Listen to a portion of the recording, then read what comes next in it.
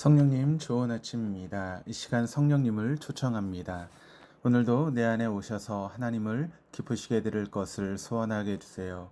오늘 말씀을 통해 구체적으로 무엇을 해야 할지를 깨닫게 해주세요. 깨달은 것을 삶 속에서 실천할 수 있도록 도와주세요. 아멘. 오늘 함께 나누실 하나님 말씀은 에베소서 4장 1절에서 6절까지 말씀입니다. 복음의 핵심 진리에 대해 설명하는 로마서가 교리와 삶의 부분이 함께 묶여져 있듯이 에베소 역시 같은 구조를 가지고 있습니다. 그래서 에베소 1장에서 3장은 교리적인 부분이고 에베소 4장에서 6장은 실제적인 그런 부분입니다. 다시 말해서 에베소 1장에서 3장을 통해 에베소 교회 교우들의 정체성, 즉 하나님의 자녀라는 것에 대해 설명을 시도했던 사도 바울은 에베소 4장에서 6장을 통해 하나님의 자녀답게 살라고 강변하고 있습니다. 그래서 에베소 4장 1절에 그러므로라고 하는 접속사 안에는 에베소 1장부터 3장의 내용이 모두 포함되어 있습니다. 뿐만 아니라 1절의 하반절이 말하듯이 하나님의 자녀라는 부르심에 합당하게 살라는 그런 뜻이 내포되어 있습니다. 진리는 고상한 말의 잔치가 아닙니다. 그것은 공허한 이론의 나열도 아닙니다. 오히려 진리는 가장 실제적인 삶의 언어이어야 합니다. 그러기에 손과 발로 표현하는 생활의 언어이어야 합니다. 주 안에서 갇힌 내가 너희를 관하노니라는 말을 통해 사도 바울은 진리를 안다라고 말하는 사람이 그 진리를 위해 구체적으로 어디까지 살아야 할지에 대해서 우리에게 보여주고 있습니다. 그것은 진리이신 주님을 위해 갇히기까지 하는 것입니다. 나아가 진리이신 그 주님을 위해 스스로를 주님 안에 묶어두는 것입니다. 2절에서 3절은 부르심을 받은 사람들의 삶, 즉 주 안에서 갇힌 사람의 삶에 나타나야 되는 네 가지의 특징들을 묘사하고 있습니다. 그 첫 번째 특징은 겸손입니다. 우리가 겸손이라고 하면 보통 아닙니다, 저는 못합니다 라고 말하며 자신을 낮추는 것으로 생각하는 경향이 있습니다. 하지만 겸손은 그런 자기 비하적인 언어라기보다는 시각의 문제입니다. 즉 자신의 시각에서 자신을 바라보고 평가하는 것이 아니라 하나님께서 바라보시는 시각으로 자신을 바라보는 것입니다. 그럴 능력이 없었음에도 불구하고 그럴 자격이 없음에도 불구하고 불러주신 하나님께 감사하는 삶의 태도가 바로 겸손입니다. 그러기에 결코 자신을 타인과 비교하면서 우월적인 존재로 바라보거나 평가하지 않습니다. 그 결과 주님 안에서 다른 사람과 더불어 조화를 이루어갈 수 있게 됩니다.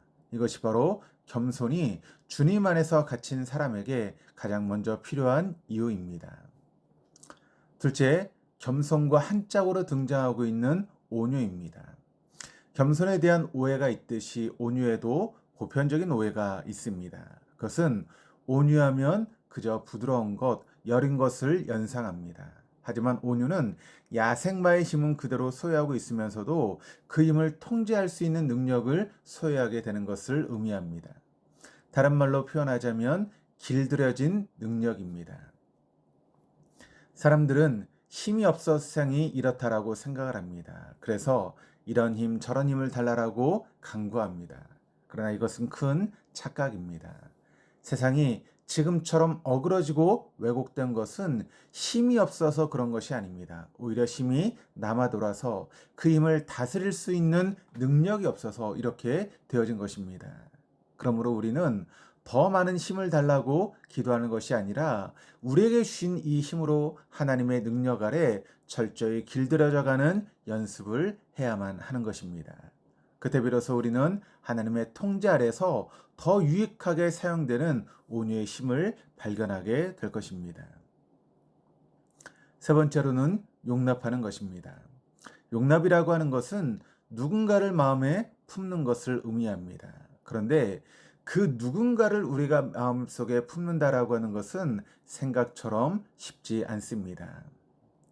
그래서 사도 바울은 오래 참음으로 사랑 가운데 용납하라고 합니다.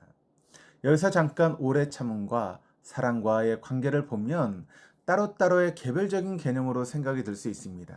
그렇지만 실은 오래 참음과 사랑은 한 부분이면서도 사랑을 사랑되게 하는 필수 요소가 바로 오래 참음입니다. 고린도전서 13장 4절에서 7절의 말씀을 보면 그 유명한 사랑의 정의에 대해서 나와 있습니다. 그런데 여러분, 그 시작이 무엇입니까? 4절 말씀을 보시면 사랑은 언제나 오래 참고라고 말씀하고 있습니다. 그리고 사랑의 가장 마지막은 무엇입니까? 7절 말씀을 보시면 모든 것을 견디느니라 라고 이야기를 하고 있습니다. 견딤, 곧 오래 참음입니다. 사랑이 오래 참음으로 시작해서 오래 참음으로 끝난다라고 하는 것은 무엇을 의미하는 것이겠습니까? 바로 오래 참음이 사랑을 사랑되게 하는 것이다라고 하는 것을 우리는 깨닫게 되는 것입니다. 다시 용납으로 돌아갑니다. 누군가를 가슴에 품는 것 쉽지 않습니다. 자칫 방심하면 나도 상하고 상대방도 상하기 때문입니다. 그렇게 되지 않기 위해 품고 있는 그 누군가가 새로운 생명으로 태어나는 기쁨과 감격을 맛보기 위해 사랑과 그 껍질인 오래 참음이 요구되는 것입니다. 네 번째로, 주님 안에서 갇힌 사람이 행할 것은 성령이 하나 되게 하신 것을 힘써 지키는 것입니다. 즉, 하나됨을 유지해 가는 것입니다. 그런데 왜 하나됨을 유지해 가야 하는 것이 중요합니까? 왜 그런가 하면 우리는 그리스도 예수 안에서 한 몸이 되었기 때문입니다. 바울은 이 한 몸됨을 지키기 위해서 두 가지를 우리에게 제안하고 있는데, 하나는 평안에 매는 줄로 묶으라라고 이야기를 합니다. 이때의 평안은 평화와 동의어입니다. 한 방에 여러분 두 명만 살아가도 각기 다른 삶의 라이프 스타일로 인해서 함께 살아가기가 얼마나 쉽지 않습니까? 그런데도 너도 나도 다른 환경에서 살아온 수많은 사람들이 한 교회에서 한 몸을 이루며 살기 위해서 가장 필요한 것이 바로 평화의 띠로 서로를 묶는 것입니다. 둘째로, 바울은 이것을 힘써 지키라고 권하고 있습니다. 힘써, 다시 말해서 있는 힘을 다해서라고 하는 의미를 사도 바울이 사용했다라고 하는 것은 그렇게 하는 데에 어려움이 많다라고 하는 것을 의미합니다. 육신은 남을 위해 나를 내려놓고 포기함으로써 얻어지는 하나됨에 저항하게 됩니다. 그러므로 이 하나됨을 지키기 위해서 우리의 노력이 필요합니다. 본성의 저항에 반대하는 또 다른 저항인 힘써가 있을 때 비로소 4절에서 6절에서 말씀하고 있는 하나됨에 이르게 될 것입니다. 이 거룩한 하나됨이 오늘도 강권하시는 성령 안에서 아름답게 구현되도록 힘써 지켜나가는 하루가 될 수 있기를 주님의 이름으로 축복합니다. 기도하시겠습니다. 고상한 말로 진리를 도배하거나 공허한 이론으로 진리를 호도하지 않게 하옵소서. 오히려 손과 발로 진리를 진리되게 하는 사람 되게 하여 주옵소서. 또한 그 진리를 위해 갇히기까지 할 뿐 아니라 진리를 진리신 주님 안에 가둬둘 줄 아는 참된 진리의 사람 되게 하옵소서. 이를 위해 함께 부르신 사람들을 겸손과 온유로 대하게 하시고 오래 참음으로 사랑 가운데 서로 용납하게 하옵소서.